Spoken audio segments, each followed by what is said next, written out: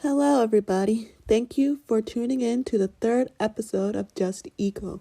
Today, I'll be introducing the two people I'll be interviewing today. And first, I want to introduce Amber Liggett. And Amber attained her Bachelor of Science degree in Meteorology and Master's of Science degree in Emergency Management. She's from Millersville University of Pennsylvania, where she strives to work in both fields throughout her career. Formerly, Amber worked concurrently in public health, emergency preparedness, and response communications as a Pennsylvania Department of Health's Public Information Officer and as a freelance broadcast meteorologist at the Harrisburg, Pennsylvania ABC affiliate.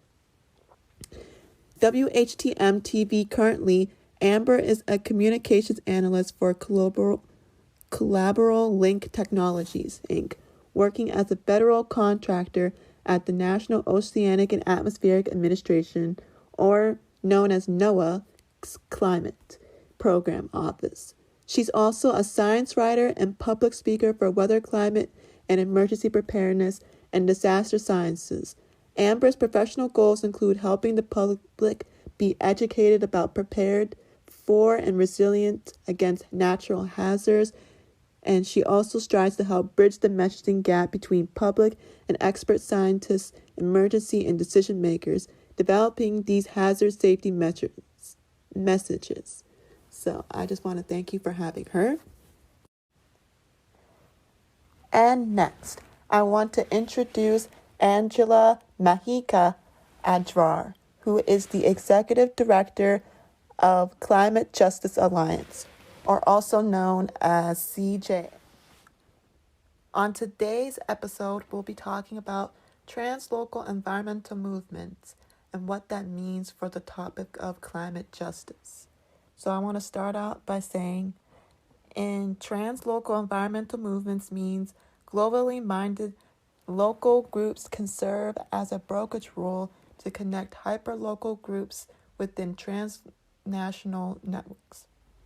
So my first question is to you, Angela, and I want to ask, how does translocal environmental movements play a role in explaining climate justice and the climate justice movement?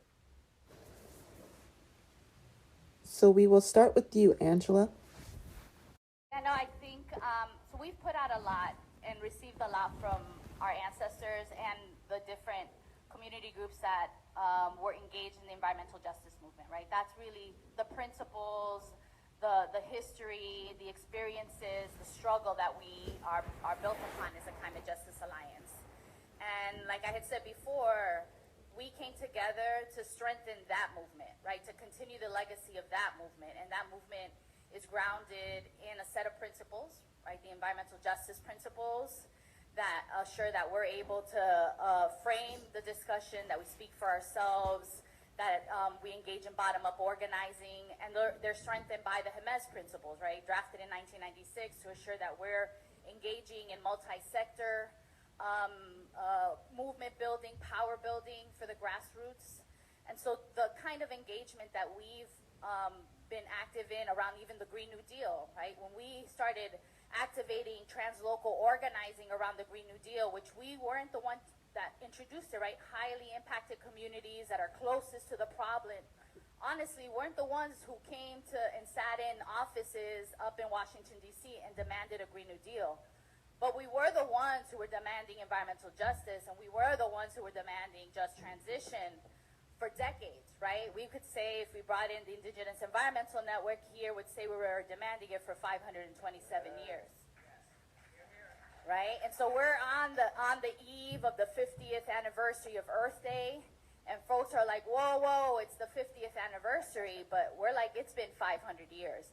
Right? So how do we build the new? Continue building the new, changing the story, reinvesting in communities, shifting power, building grassroots power, because we're not going to win in our environmental justice fights. The Green New Deal isn't going to look like what we need it to look like. It is not going to get implemented the way we want it to, and we definitely have co-organized and organized translocally with Portland.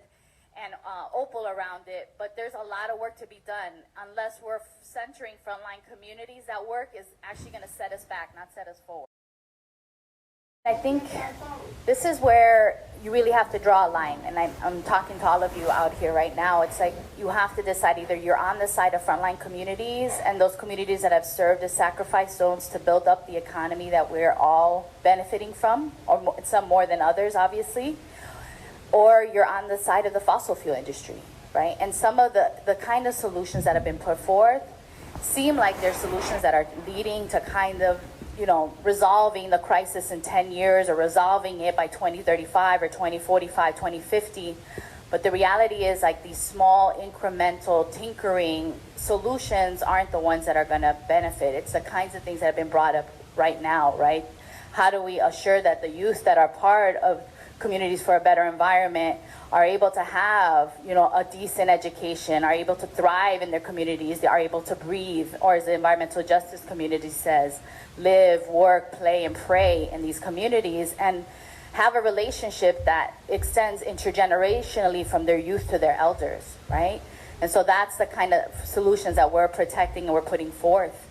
Yeah, and I think overall, what we're also saying is like solutions that are being put forth that don't address the root causes, right? For a long time, the fossil fuel industry has benefited from the kind of solutions that they've actually been proposing, right? They're the ones that feed the legislation language to the politicians, right? And we're the ones on this side saying, you know, yeah, that sounds like a great idea, but in fact, it's killing communities, it's killing folks, right? So I feel like this is a moment for you all that are in this room to make a decision, like how do we actually articulate, move policy where frontline communities are not only going to approve it or come to your meeting and say, yeah, we're aligned, or we're going to sign on to that letter, but they're planning it out, right? And so that I think is part of the solution.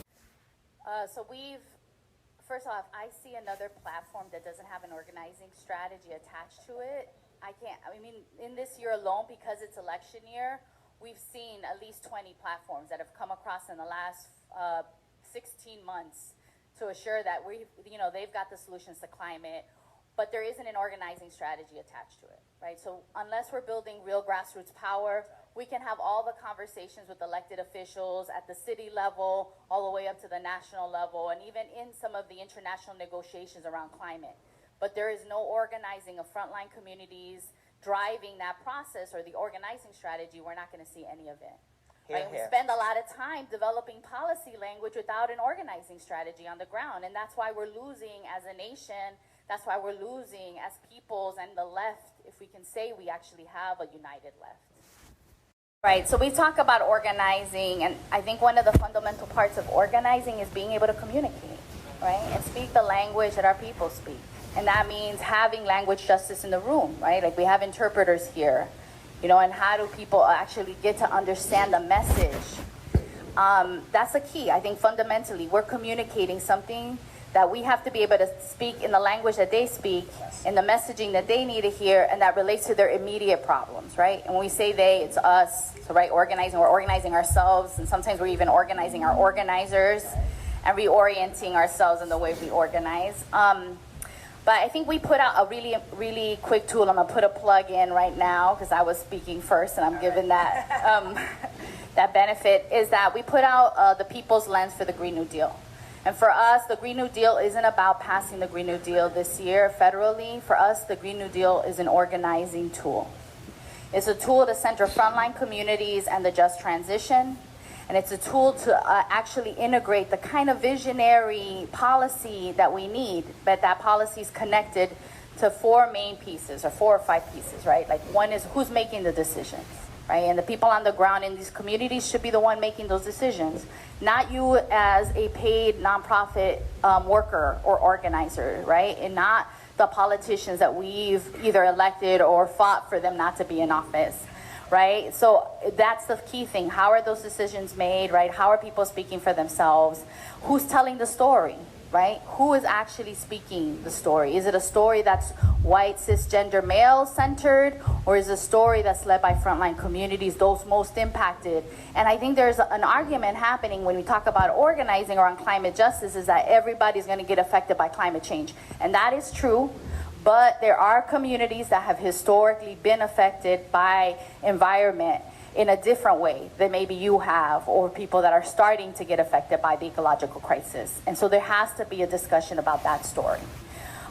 There's a question about who gets impacted, right? And how does the decisions we make through organizing our policy also impact others? And that's why cap and trade doesn't work, right? Because you can't trade community suffering and put that in another community and think it's gone, right? That just doesn't work like that. Right, and that's the importance of translocal organizing. So blowing your mind about being able to organize on the ground and then translocally organizing that through a strong relationship base of folks across the country. And that's what CJ is, right? We're 70 communities, thousands of people, Black and brown, indigenous communities, low-income communities, really fighting for the end of extraction in all of its root causes.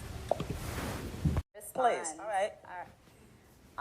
So as you were framing that question, I'm trying to remember all the pieces of it, but I mean, I just want to express how discouraged and disappointed I am in the overall environmental movement, because we ask so little, right? And because our solutions are just really small to like what we really need, and not small in the beautiful localized living economy way, but small in like pre-programmed neoliberal solutions, right? That we're just kind of we're spitting out the same solutions that aren't working, what we call false solutions, right? So part of what I think has to happen in response to your specific question is, I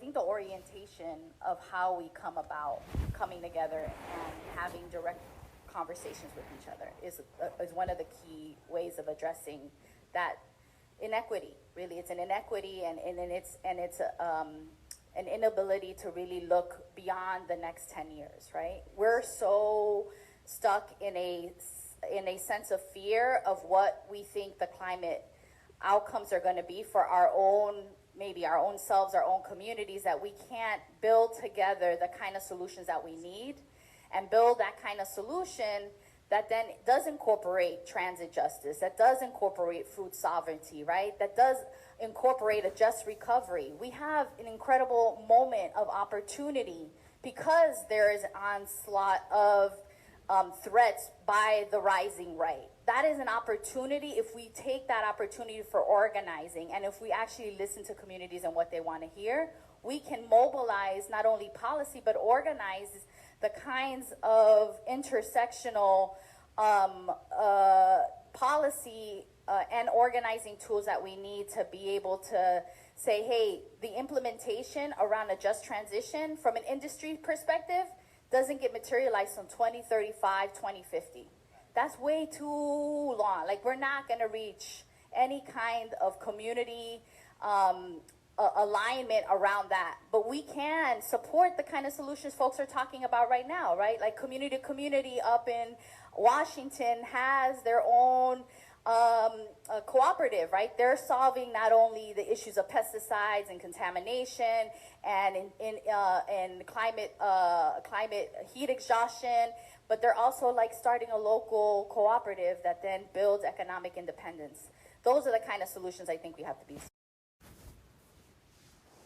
So, Amber, my last question is to you, and I want to ask, how do you think translocal environmental movements use their tools to explain climate justice to the public and other people?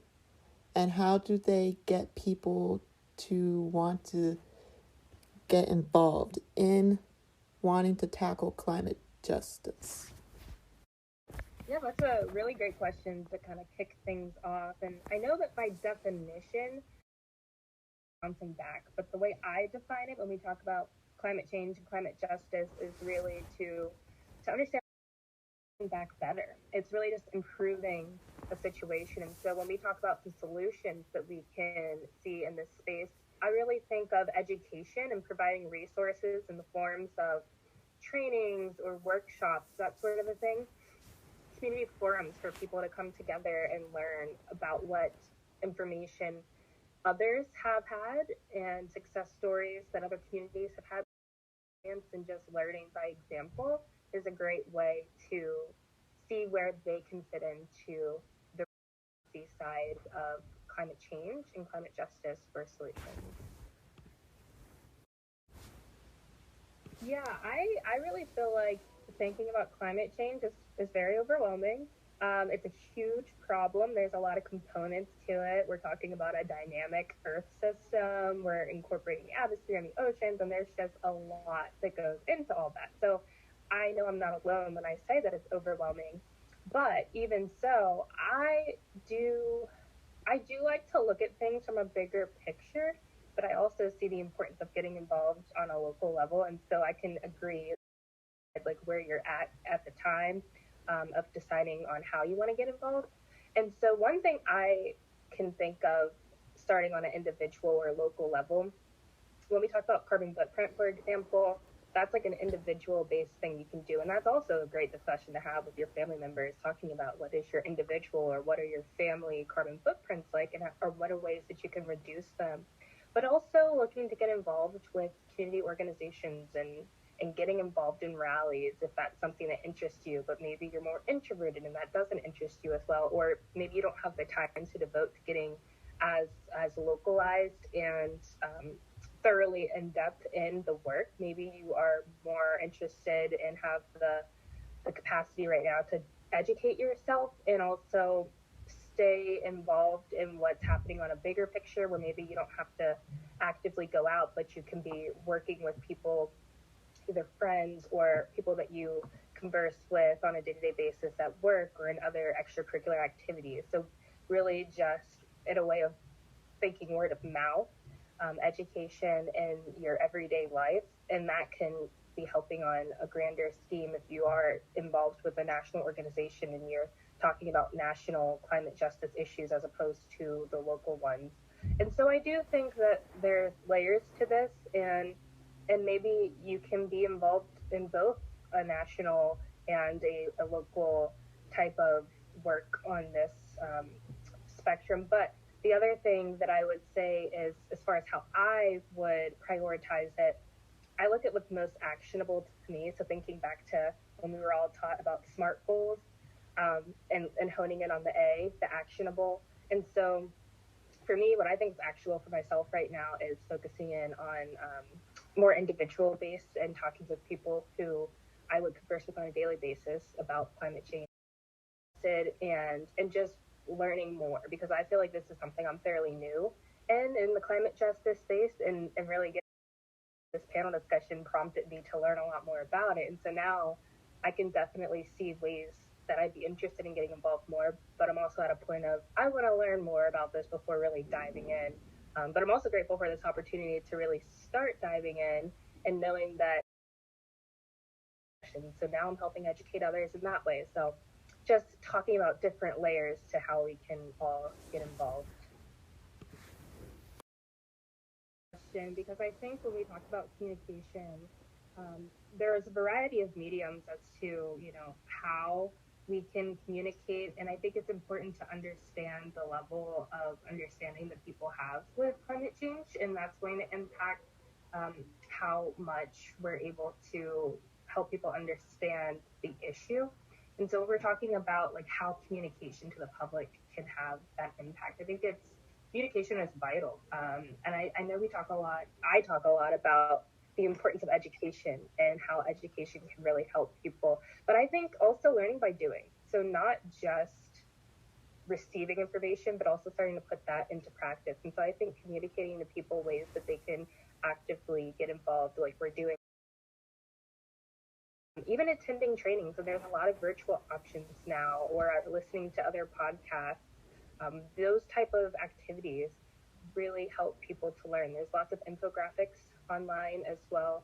And another example when we talk about communication that I wanted to highlight was actually the Climate Reality Project and also the Yale Climate Connection. So if you were to Google both of those, so I'll say it one more time, Climate Reality Project and Yale Climate Connections, those are both really great examples of organizations that are working on climate and environmental justice. And so they have a lot of resources, and they really break down the information well in a way that people at different stages, whether you're just starting out in this discussion or whether you're farther along in the movement with the work that you're able to do, where you can learn a lot more and really help to bring more people into the movement. So that is all the questions I have, but is there anything else you want to add, Amber or Angela, to the topic that we are discussing today?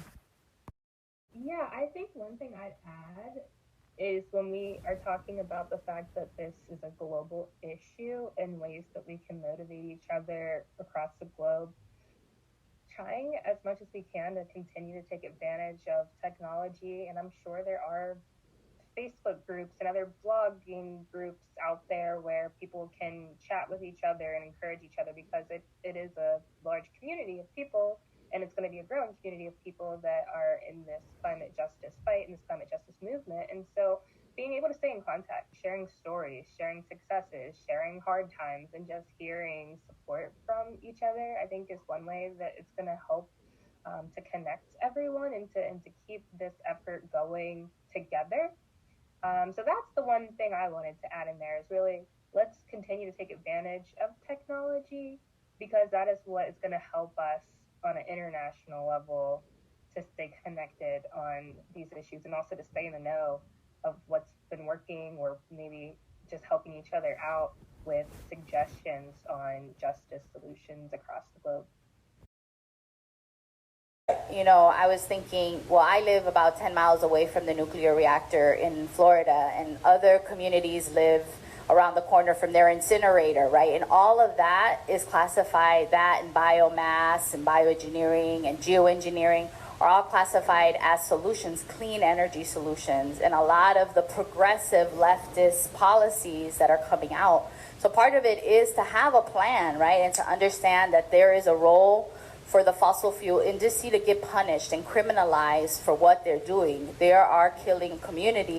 Their infrastructure that they develop that holds up the system is a plan to continue killing communities, right? And to get rewarded for that, frankly, even in the liberal kinds of policies we're putting forth. So what you can do as an environmentalist in anywhere that you're at is to demand clarity about what clean energy looks like.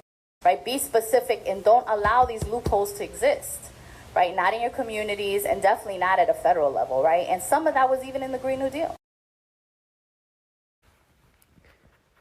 Well, that's all we have. Thank you, Angela, and thank you, Amber, for coming. And thank you, everyone, for tuning in to the third episode of Just Eco.